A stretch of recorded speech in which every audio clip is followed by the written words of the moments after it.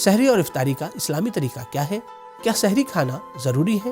اگر کوئی انسان سحری نہ کر سکے تو ایسی صورت میں ایسے شخص پر اس دن کا روزہ ضروری ہے یا نہیں؟ آئیے جانتے ہیں اس ویڈیو میں۔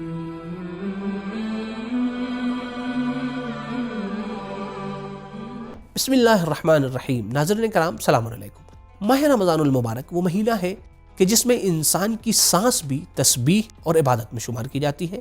اس مہینے میں خداوند متعال نے روزے کو واجب قرار دیا ہے، اور روزے میں کچھ چیزیں ایسی ہیں کہ جو مستحب ہے، جن میں ایک سب سے اہم چیز ہے وہ ہے سحری۔ سحری اور افطاری کے سلسلے سے ہم اس ویڈیو میں آج کچھ اہم پوائنٹ کو بیان کریں گے، تو آئیے دیکھتے ہیں۔ سب سے پہلا پوائنٹ یہ ہے کہ سحری کرنا مستحب ہے، چاہے وہ بہت ہی کم مقدار میں، بہت ہی تھوڑے سے مقدار میں انسان سحری کرے۔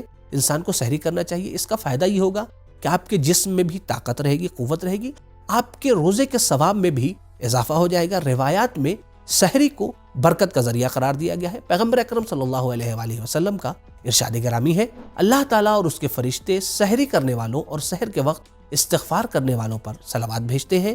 ساتھ ہی ساتھ یہاں پر پیغمبر اکرم نے یہ ارشاد فرمایا کہ تم میں سے ہر ایک شخص کو چاہیے کہ وہ سحری کرے، چاہے وہ ایک گھونٹ پانی ہی کیوں نہ ہو۔ بعض مومنین یہ سوال کرتے ہیں کہ روایات کے مطابق بہترین سحری کیا ہے؟ تو روایات میں 3-4 چیزیں سحری کے طور پر ذکر ہوئی ہیں۔ پہلی چیز ہے خرما، دوسری چیز ہے کشمش، تیسری چیز ہے ستو، چوتھی چیز کہ جو روایت میں ذکر ہوئی ہے وہ پانی ہے۔ کتاب ملا حضر الفقیہ میں ایک روایت موجود ہے، بہترین سحری ستو اور کھجور ہے، اور باقی کھانے پینے میں انسان آزاد ہے، یعنی آپ جو بھی چیز چاہتے ہیں وہ کھا سکتے ہیں، لیکن ہاں اس بات کا خیال رہے کہ آپ کو اذان صبح سے پہلے تک کھانے کو اپنے ختم کر لینا ہے۔ ہاں کبھی کبھی ایسا ہوتا ہے کہ انسان سحری کرتا رہتا ہے اور اچانک اذان ہو جاتی ہے، تو ایسی صورت میں پھر ہم کیا کر سکتے ہیں؟ اگر ایسی صورت پیش آ جائے تو آپ کے منہ میں جو بھی چیز ہے اسے فوراً آپ اگل دیں گے، باہر پھینک دیں گے۔ لیکن ہاں اگر آپ متوجہ ہو گئے کہ اذان ہو رہی ہے اور پھر اس کے بعد بھی آپ نے جان بوجھ کر جو چیز منہ میں تھی اسے گلے سے اتار لیا، کھا گئے، تو ایسی صورت میں آپ کا روزہ باطل ہو جائے گا۔ سحری کا وقت ان وقتوں میں ہے کہ جس میں انسان کی دعائیں قبول ہوتی ہیں۔ سحری کے وقت کے کچھ خاص اعمال ہیں کہ جنہیں ہمیں بجا لانا چاہیے۔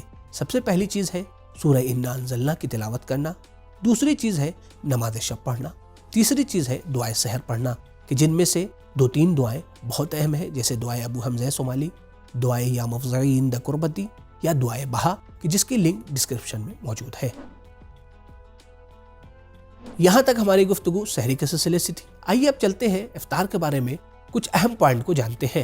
سب سے پہلا پوائنٹ یہ کہ ہمارے ملک میں افطار کا خاص اہتمام کیا جاتا ہے، اور خواتین بہت زیادہ زحمت کرتی ہیں، روزے کے ساتھ ساتھ کچن میں بھی وہ بہت زیادہ وقت دیتی ہیں۔ یہاں پر شوہروں کی ذمہ داری یہ ہے، مردوں کی ذمہ داری یہ ہے کہ وہ اپنی عورتوں کا، اپنی بیویوں کا خاص ہاتھ بٹائیں۔ اس کے سلسلے سے پیغمبر اکرم صلی اللہ علیہ وآلہ وسلم نے مولا کائنات کو مخاطب کر کے ارشاد فرمایا تھا، اے علی، گھر کے کاموں میں بیوی کی مدد کرنا 1000 سال کی عبادت، 1000 حج، 1000 عمرے، 1000 تشییع جنازہ میں شرکت کرنا، 1000 مریض کی عیادت کے لیے جانا، 1000 نماز جمعہ میں شرکت کرنا، 1000 جہاد فی سبیل اللہ کرنا، اسی طریقے سے 1000 فقیروں کو کھانا کھلانا، اور 1000 برہنہ کو لباس پہنانے سے افضل اور بہتر ہے۔ مستحب ہے کہ انسان پہلے نماز مغرب ادا کرے، پھر اس کے بعد سے افطار کرے۔ لیکن ہاں کبھی اگر ایسی صورت ہو کہ کوئی شخص آپ کا انتظار کر رہا ہے، کوئی مہمان انتظار کر رہا ہے، تو بہتر یہ ہے کہ پہلے آپ افطار کریں، پھر اس کے بعد سے نماز پڑھیں۔ یا اسی طریقے سے اگر آپ کا دل افطار کے اوپر بہت زیادہ لگا ہوا ہے، تو ایسی صورت میں بھی بہتر یہ ہے کہ پہلے افطار کریں، پھر اس کے بعد سے آ کر آپ نماز مغرب کو ادا کریں۔ لیکن ہاں کوشش یہ کرنی چاہیے کہ نماز مغرب کو اس کے فضیلت وقت میں ہی پڑھا جائے۔ روزے دار کو چاہیے کہ افطار پاکیزہ اور حلال چیزوں کے ذریعے سے کرے۔ بہتر یہ ہے کہ خرما کے ذریعے سے افطار کیا جائے، تاکہ انسان کی نماز کا ثواب 400 برابر ہو جائے۔ اسی طریقے سے بہتر یہ ہے کہ دودھ یا مصری یا گرم پانی، اس طریقے کی چیزوں سے بھی افطار کرنا بہتر ہے۔ افطار کرتے وقت افطار کی مخصوص دعا، یعنی اللہم لک صمت وعلی رزقک افطرت وعلیک توکلت پڑھنا انسان کے لیے، روزے دار کے لیے مستحب ہے۔ اور بہتر یہ ہے کہ جب پہلا لقمہ انسان اپنے ہاتھ میں لے تو کہے بسم اللہ الرحمن الرحیم یا واسع المغفرہ اغفر لی۔ اس کے علاوہ افطار کے وقت سورہ انا انزلنا کی تلاوت کرنا یا اسی طریقے سے صدقہ دینا، اسے بھی مستحب قرار دیا گیا ہے۔ کیا سحری کھانا ضروری ہے؟ اگر سحری نہیں کھائی تو کیا پھر بھی روزہ رکھنا واجب ہے؟ نہیں، سحری کرنا ضروری نہیں ہے، بلکہ جیسا کہ پہلے بھی بیان کیا گیا کہ مستحب ہے، اس کی بہت زیادہ تاکید کی گئی ہے۔ آیت اللہ سستانی حفظہ اللہ فرماتے ہیں کہ ممکن ہے کہ سحری نہ کھانے کی وجہ سے انسان کمزور ہو جائے، لہٰذا سحری کھانا بہتر ہے۔ ہاں، اگر کوئی شخص سحری نہیں کھا رہا ہے تو ایسی صورت میں ایسا نہیں ہے کہ اس کے اوپر روزہ واجب نہیں ہوگا، بلکہ ایسے شخص کے اوپر روزہ واجب ہے، اور اگر ایسا شخص جان بوجھ کر اس دن کا روزہ نہیں رکھ رہا ہے تو ایسی صورت میں اس پر کفارہ واجب ہے، یعنی ایک روزے کے بدلے 60 روزے رکھنے ہوں گے، یا پھر 60 مسکینوں کو، فقیروں کو کھانا کھلانا ہوگا، یا پھر ایک غلام کو آزاد کرنا ہوگا۔ یہاں تک ہماری گفتگو سحری اور افطاری کے سلسلے سے تھی۔